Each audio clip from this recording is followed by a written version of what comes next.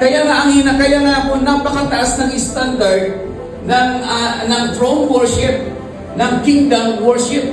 Hello? Hindi basta-basta kinukonsume ng Diyos ang anumang klaseng pagsamba na nawala yung kanyang glory, nawala yung kanyang holiness.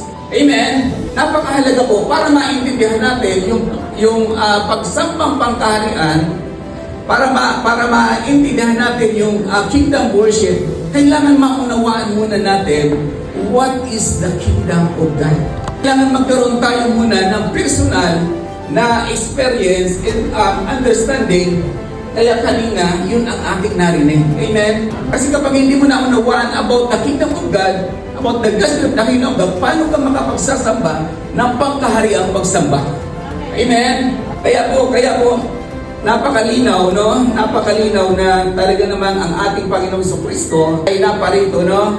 Hindi lang sa basta yung bang napakaano lang na parang basta lang tayo at pinagaling, pinatawad, iniligtas, but to restore the kingdom of God at i-establish, no?